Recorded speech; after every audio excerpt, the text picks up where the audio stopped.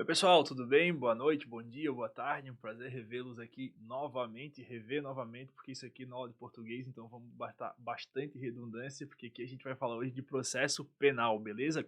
A gente está analisando a terceira prova, o terceiro unificado, lá de 2011 ainda. Nessa prova, nesse bate-papo de hoje, são 6 questões e a gente tem uma ali que está desatualizada, teve uma decisão do STF no ano passado sobre o foro privilegiado para vereadores, e a gente vai ver ali na hora de bater um papo dessa questão, beleza? Não vamos bater muito papo, sem mais delongas, direto aí para o nosso episódio, vamos lá.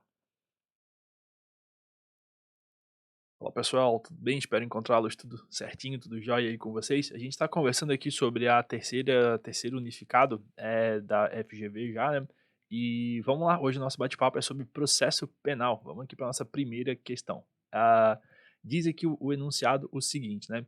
Ao proferir sentença, o magistrado, reputando irrelevantes os argumentos desenvolvidos pela defesa, deixa de apreciá-los vindo a condenar o acusado.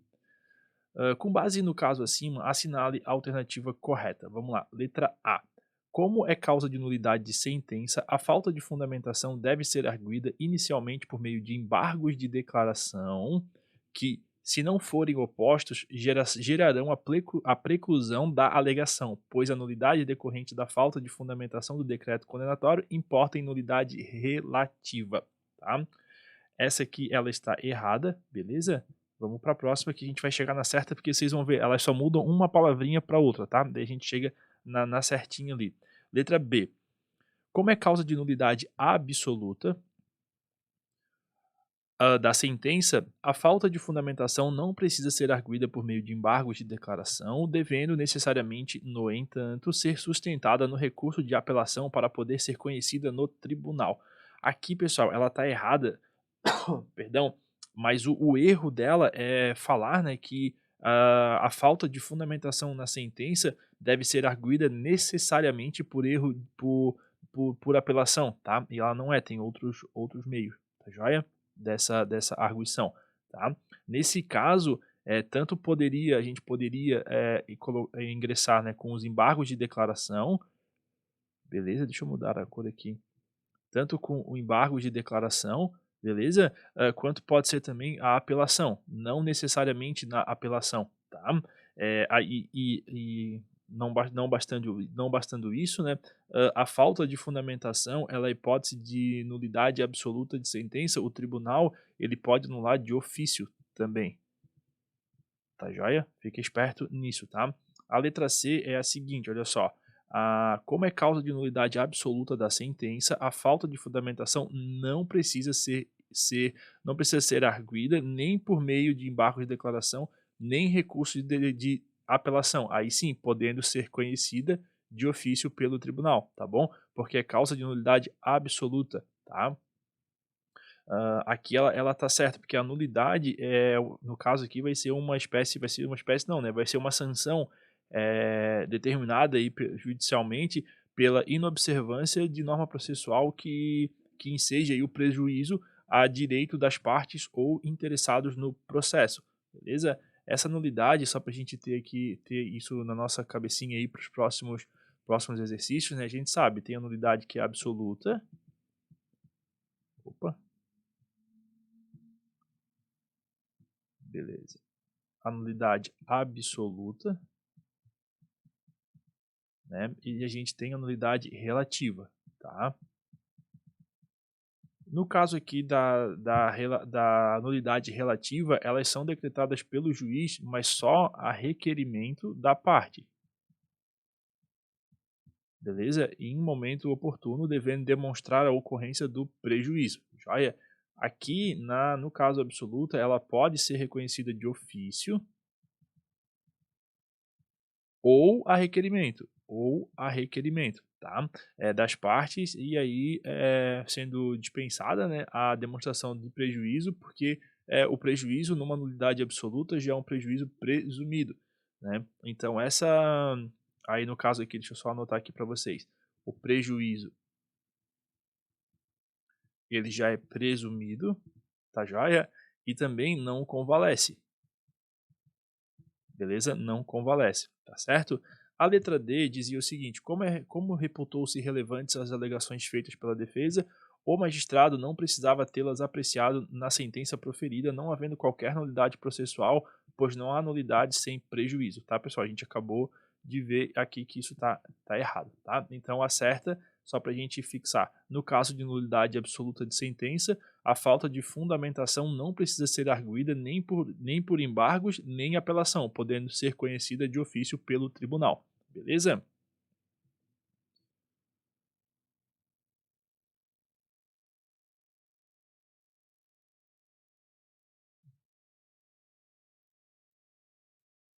Na nossa questão número 2, temos o seguinte, olha só.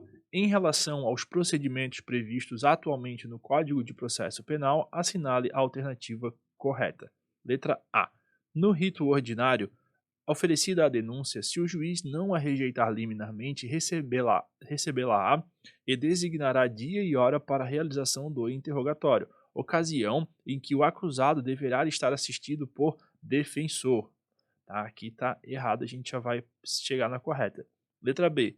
No rito sumário oferecida a denúncia, se o juiz não a rejeitar liminarmente, recebê-la-á e designará dia e hora para a realização do interrogatório, ocasião em que o acusado deverá estar assistido pelo seu defensor. Ela é boa, mas está errada, beleza?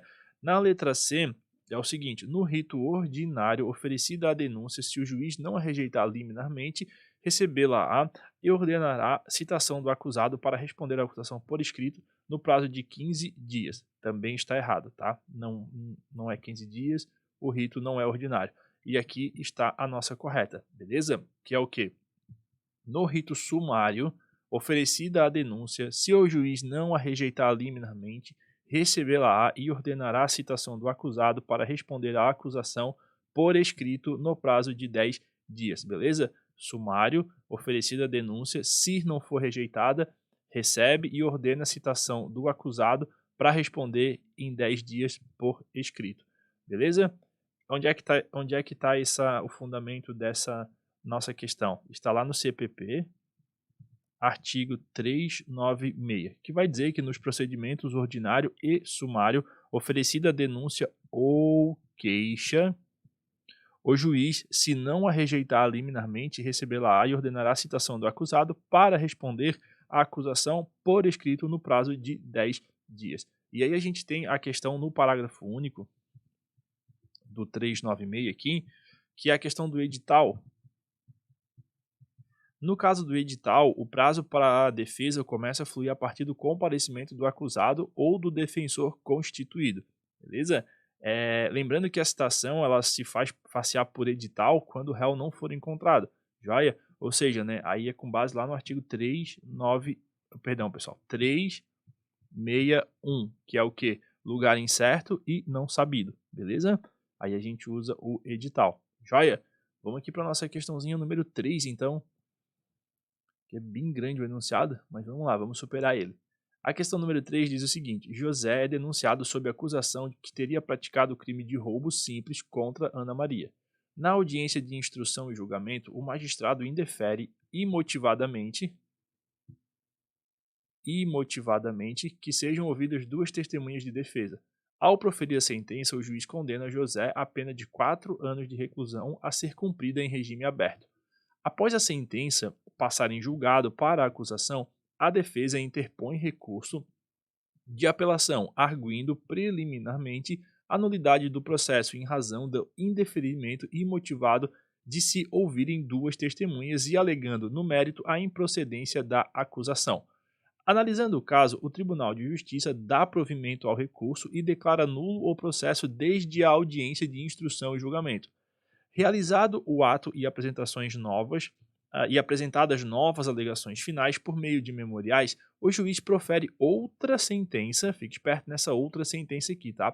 Desta vez condenando José a 4 anos de reclusão, a ser cumprida em regime inicialmente semiaberto, pois sendo reincidente, não poderia iniciar o cumprimento de sua reprimenda em regime aberto, beleza? Vamos aqui para as nossas questões, né?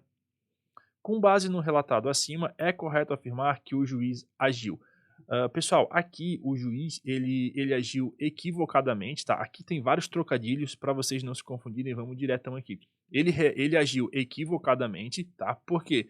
Pois a primeira sentença transitou em julgado para a acusação, de sorte que não poderia a segunda sentença trazer consequência mais gravosa para o réu, em razão da interposição de recurso exclusivo da defesa. Aqui é o que se chama de reformácio vamos aqui, reformácio impérios indireta, beleza? Direta é lá dentro do recurso, né? Indireta foi por meio aí da nova sentença que piorou a situação do nosso querido José, tá certo? Então tá equivocado nesse ponto, joia? Aqui no caso da letra B, tem uma situação legal para a gente falar aqui, olha só. Letra B, equivocadamente, pois, por ser praticado com violência ou grave ameaça contra a pessoa, o crime de roubo impõe início do cumprimento de pena em regime fechado, tá joia? Aqui é o seguinte, a violência e a ameaça, elas se consideram substituição privativa de liberdade pela restritiva de direitos, a princípio não tem nada a ver com a progressão da pena, tá? Então fica esperto quanto a isso, beleza? A violência e a grave ameaça ela não tem nada a ver com ela é considerada, aliás, né, quando for falar de substituição da pena privativa de liberdade pela restritiva de direito, tá bom? É aí que se considera, não lá no caso de progressão de regime, tá? No caso aqui da letra C,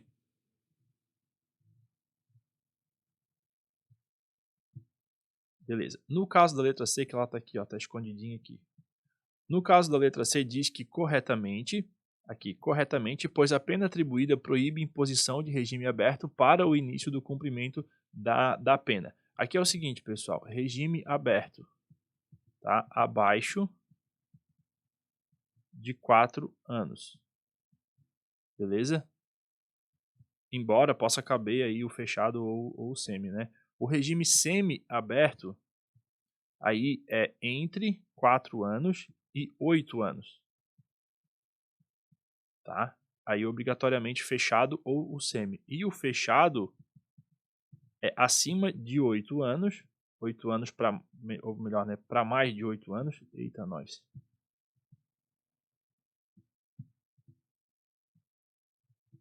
Acima de 8 anos,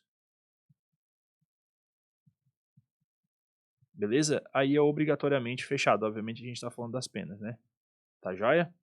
E a letra D fala o seguinte, olha só. Agiu corretamente, pois, embora a pena atribuída permita a fixação do regime aberto para o início do cumprimento da pena, o fato de ser o réu reincidente impede tal providência, não se podendo falar em prejuízo para o réu, uma vez que o recurso de apelação da defesa foi provido pelo Tribunal de Justiça. Aqui a gente vai falar sobre o CNJ, que o CNJ, ele sim, né, a reincidência, ela reflete lá no regime de cumprimento. Só que a reformácio impérios indireta, ela não permite essa reforma em malefício para o réu. Então, né, se já foi dado ali uma sentença de determinada quanto e regime, ela não pode vir agora e ser pior para o réu, tá? Reformácio impérios indireta ou direta é proibido, beleza?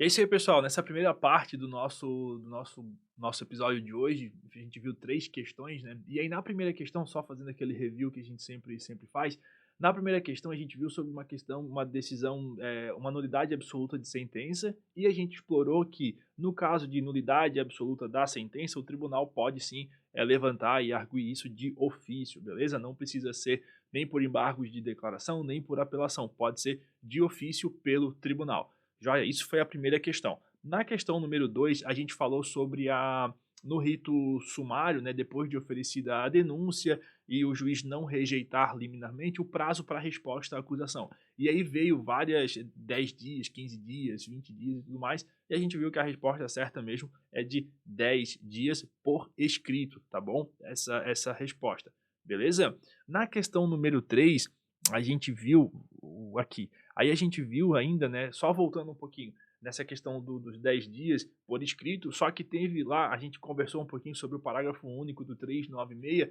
sobre a citação por edital, né? Então, edital, lugar incerto e não conhecido, e abre-se o prazo quando esse acusado ele comparecer com o defensor constituído. Aí abre o prazo para a resposta, beleza? E aí a questão número 3 dessa, a gente viu ali, né, que a gente falou sobre a reformatio imperius direta ou indireta, né? Naquela questão foi declarada ali a nulidade e o juiz teve que proferir uma nova sentença. E nessa nova sentença ele prejudicou a situação do réu.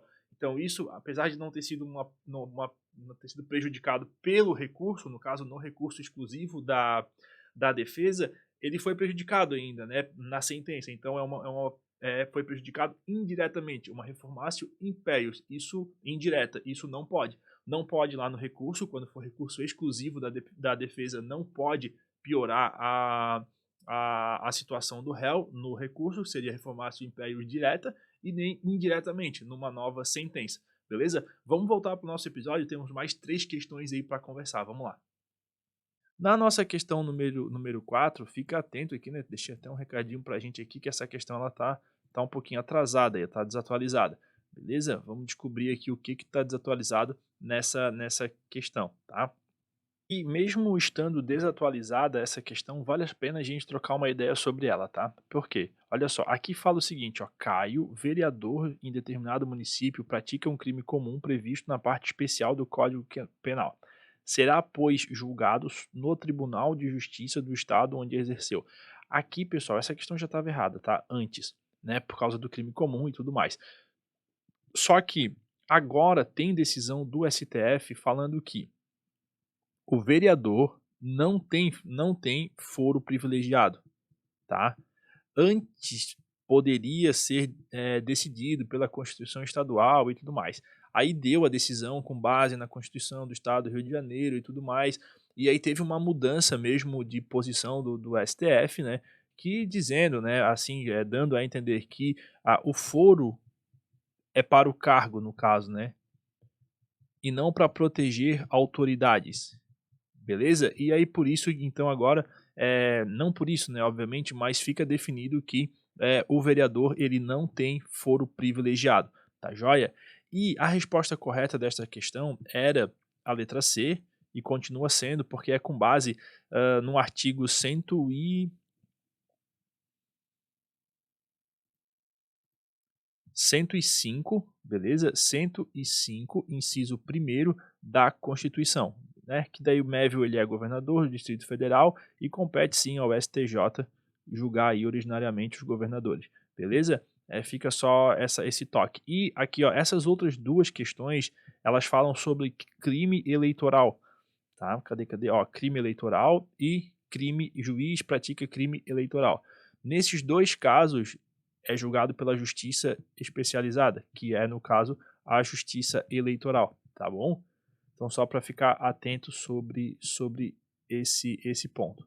Joia? Entenderam, né? Vereador não tem foro privilegiado, MEV, o governador, é julgado pelo STJ e crimes eleitorais são julgados pelo STJ. Perdão, pessoal, pela Justiça Eleitoral. Tá joia? Massa. Vamos para frente aí. Próxima questão. A questão número 5 diz o seguinte, olha só. Como se sabe, a prisão processual provisória ou cautelar é decretada antes do trânsito em julgado de sentença penal condenatória nas hipóteses previstas em lei. A respeito de tal modalidade de prisão, é correto afirmar que: letra A. Em nosso ordenamento jurídico, a prisão processual contempla as seguintes modalidades: prisão em flagrante, preventiva temporária por pronúncia e em virtude de sentença condenatória recorrível. Aqui, essa questão ela está errada, né? Errada. Por quê? Porque não existe mais a prisão cautelar aqui, ó, em decorrência da pronúncia, beleza? Ou de sentença condenatória recorrível. E aí, pessoal, a questão da prisão em segunda instância, esse assunto ele deu uma esfriadinha, tá, até o momento aqui da gravação dessa aula, beleza? Aí, né, chega a ser incrível, mas já passou pela CCJ e tudo mais, só que de acordo com o deputado, o pessoal que está encabeçando esse projeto, eles resolveram dar uma esperada, né, porque o momento não é estratégico em função aí das ondas de segunda onda de Covid e tudo mais, e aí a ideia é que para essa proposta ser aprovada na Câmara tem que ter um apelo popular e o assunto não é esse no momento. Então, por enquanto, isso aqui não existe, tá bom? Sobre aqui a letra B. A prisão temporária tem como pressupostos a existência de indícios de autoria e prévia de materialidade, como fundamentos a necessidade de garantia de ordem pública, a conveniência da instrução criminal, a necessidade de garantir a futura aplicação da lei penal e a garantia da ordem pública. Essa aqui, ela também está errada, tá? Porque ela se refere aí à prisão temporária lá da Lei 7.960 e não à prisão preventiva da lei do artigo 312 do CPC, tá joia? Só para a gente tomar uma nota aqui então. A prisão temporária, né? Prisão temporária, a lei 7.960 de 89 e a prisão preventiva, artigo 312 do Código Penal, tá? A letra C nos diz o seguinte, ó, o prazo de duração da prisão temporária é de 5 dias. Isso aqui tá legal, hein? De 5 dias, prorrogável por mais 5 em caso de extrema e comprovada necessidade. Em se tratando, todavia, de crime hediondo, a prisão temporária poderá ser decretada por prazo de 30 dias, prorrogável por igual período. Joinha essa daqui, né? Tá super, super certa, tá bom? A prisão temporária será decretada pelo juiz mediante representação de autoridade policial ou requerimento do Ministério Público, né? Como regra, a custódia terá o prazo de 5 dias, podendo esse lapso ser prorrogado por igual período em caso de excepcional necessidade. Aí o artigo 2º caput da lei, né? Da lei que a gente falou aqui da prisão temporária, tá? Tratando-se de crimes hediondos, o artigo 2º, parágrafo único da lei 8072 de 90, em que o prazo da temporária será de 30 dias prorrogáveis por igual tempo, desde que comprovada extrema necessidade de proceder, tá bom? Dá os créditos aí para Norberto Avena, Direito Penal, Processo Penal Esquematizado, beleza? Então, é isso aqui mesmo. A prisão, se não for crime hediondo, 5 dias mais 5 dias, se for crime hediondo, 30 dias mais 30 dias, se for o caso, tá bom? E a letra D, ela está errada, né? Porque aqui esses requisitos, eles são, está se referindo à prisão temporária também, não à preventiva. Ó, são requisitos da prisão preventiva sua impressibilidade para as investigações do inquérito policial e o fato de o indiciado não ter residência fixa ou não fornecer elementos necessários ao esclarecimento de sua identidade. Isso aqui não é preventiva, é a prisão temporária, tá bom? Então, é isso aí. Vamos para a questão número 6 agora. Diz a questão número 6 o seguinte: assinale a alternativa correta à luz da doutrina referente ao tribunal do júri. Vamos lá.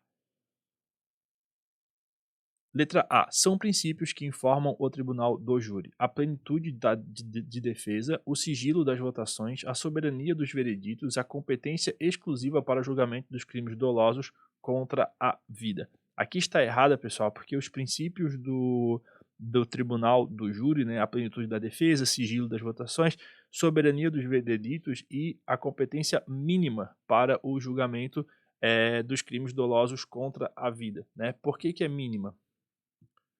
Vamos aqui. No caso aqui a gente tira esse exclusivo, né? É mínima porque a Constituição ela assegura a competência para o julgamento dos delitos, mas não existe aí a proibição de ampliação do rol dos crimes que não são apreciados pelo tribunal do júri, beleza? Então pode ser aumentada, é a mínima. Essa competência ela pode ser ampliada, tá? Por isso que se fala aí que é mínima. Fica esperto quanto a isso. Beleza? A letra B. A natureza jurídica de sentença de pronúncia em que o magistrado se convence da existência material do fato criminoso e de indício suficiente de autoria é de decisão interlocutória mista não terminativa. Essa questão, essa resposta, ela está correta, tá? Por quê? Porque daí a gente tem a primeira fase, que inicia ali com o oferecimento da denúncia, né, e se encerra com a decisão de pronúncia. Joia? Aí depois vem a segunda fase, que tem início ali com o recebimento dos autos pelo juiz presidente do tribunal e termina com o julgamento pelo tribunal do júri. Beleza? Então por isso que ela está correta, ela não tá a natureza jurídica da pronúncia, ela não termina o feito. Termina a primeira fase só, né? Não o feito como um todo, tá? A letra C diz o seguinte: o rito das ações de competência do tribunal do júri se desenvolve em duas faces, a judicium causae e a judicium accusationis. O judicium accusationis se inicia com a intimação das partes para indicação de provas que pretendem produzir e tem fim com o trânsito em julgado da decisão do tribunal do júri. Essa resposta ela está errada, né? Por quê? Porque a primeira fase ela é a judicium accusationis e tem início com o recebimento da denúncia e se encerra com a preclusão da decisão de pronúncia. Já a segunda fase, que é a judicium causae, ela inicia com a intimação das partes para a indicação das provas que pretende produzir em plenário e tem o fim com o trânsito em julgado da decisão do tribunal do júri. Beleza?